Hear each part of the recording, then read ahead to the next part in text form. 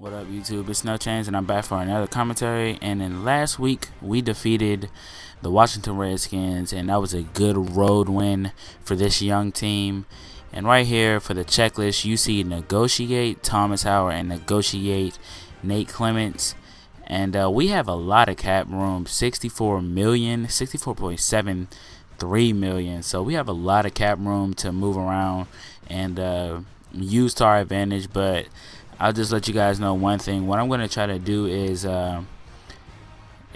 keep the players who are here instead of trying to make 5 to 10 new additions. But right here you guys see that I'm going to try to offer Nate Clements a 3-year deal because he wants to renegotiate his contract. And right at the top right you guys see poor scheme fit, and he's only medium, but he's playing so well.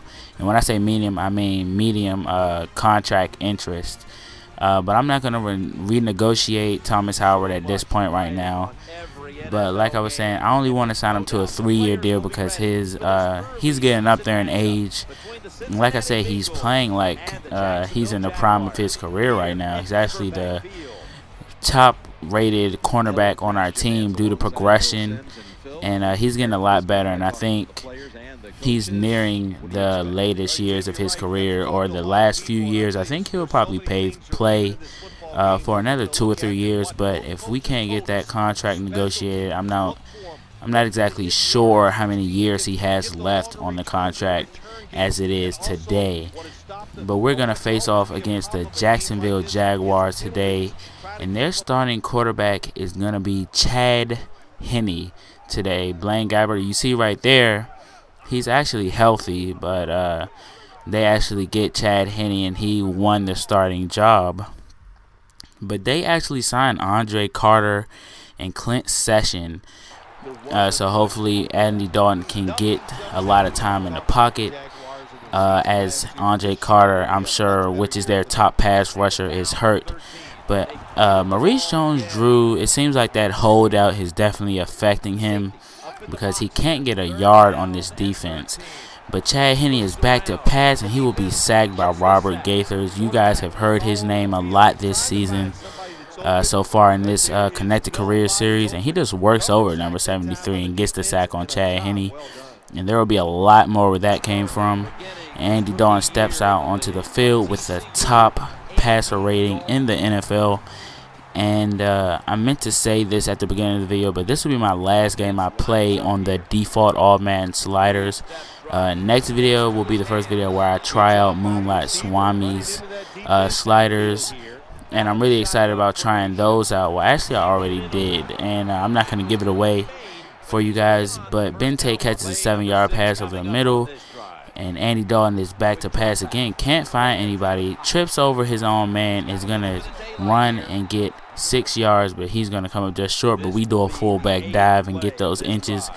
But Andy Dalton back to pass, finds A.J. Green for a touchdown between the safety and the quarterback. So we strike first in this nasty, sloppy game, this rain game. I initially wanted to come out and run it, but I don't think Ben Jarvis Green Ellis is a 15 or more running back on this game.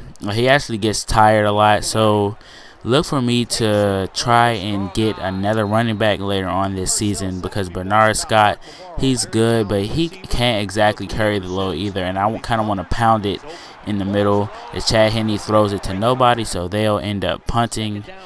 And Andy is back to pass, and he hits Chad Johnson, the former Bengal, revived as number 81 from Ocho Cinco to Ocho Uno.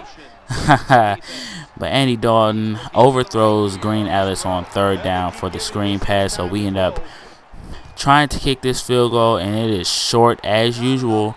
Mike Nugent, it does not have a big leg or a big boot to get those in past 40 or 50 yards.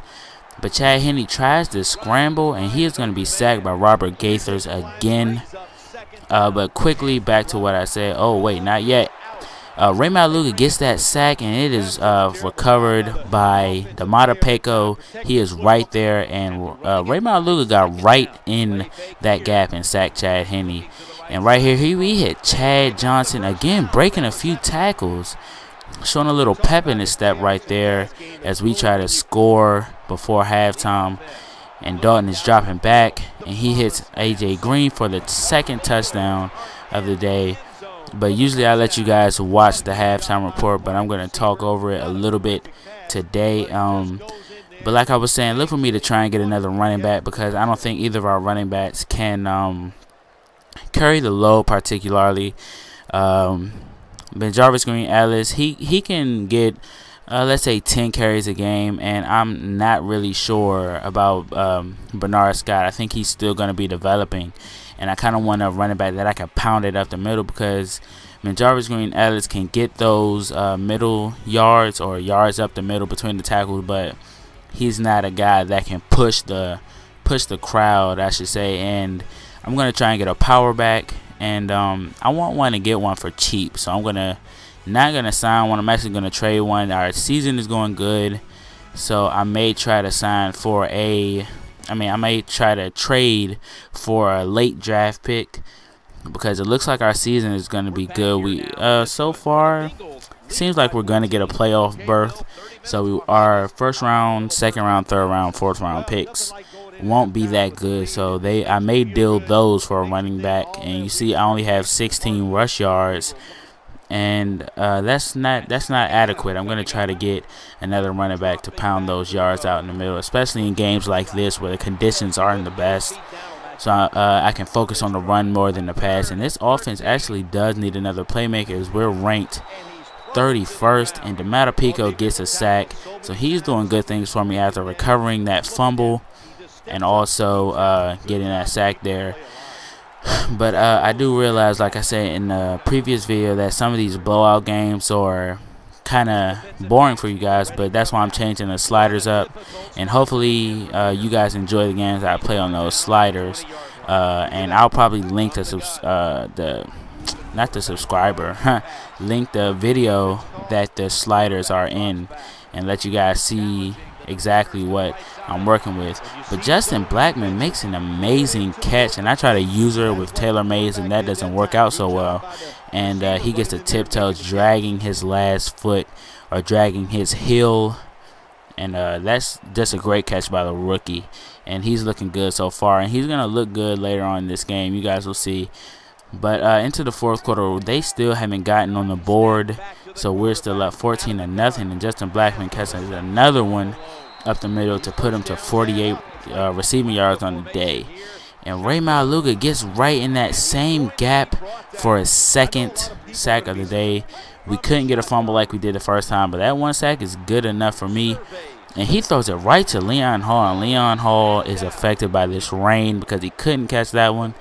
But they feel like they have to go for it on 4th and 25. And they're setting up in a 4 wide receiver set. And he is going to be sacked again by Thomas Howard, our leading tackler of last year. And Jarvis Green Ellis gets the toss play, and he gets to the outside. And there are only 3 minutes left in this game. And we're just going to try to run out this clock so that we can come away with a win. I don't know what kind of defense and offense we would have to play for them to be able to win this game. And I'm not sure why I showed me picking the play right there. I don't know if it was significant, but Dalton is rolling out, and he's going to drop the ball, trying to throw it to A.J. Green on 3rd down. So on 4th down, Nugent, his leg isn't strong enough yet again. So I may be able to find another kicker, but his overall isn't that bad. I'm not sure why he's not getting it there. Or maybe it's only good because of his accuracy. But Chad Henne throws it to Laurent Robinson, however you say his first name. And he catches a touchdown. So they finally get on the board. And we're only winning by 7 points. So with an onside kick, they could have won, but they didn't get it. And we end up winning that game. And coming away with, I believe, will be our 4th win of the season. So right now we're starting off 4-0, and we haven't played that many good teams outside of the Ravens. I mean, we beat 3 non-playoff teams, being the Jaguars, Redskins, and Browns. We did show up, I should say, against the Baltimore Ravens, in division rival. So that game is never easy. So we ended up getting a W against them, which is kind of impressing. And I believe the tweets after this this montage are going to be interesting. I remember thinking that somebody tweeted something that I really wanted to show you guys. But once again, you guys see the score here. We won 14-7. I wish our offense could have put up more points. Oh yeah, here it is. Skip Bayless. We all know he says wild stuff just for shock value, and he says, "Let's kill the hype around this team now. Wake me up next week when the Bengals are 4-1." And that is interesting, seeing as though next week we play the Miami Dolphins, who are 1-3 and have David Garrard leading them to battle against the #1 defense in the league.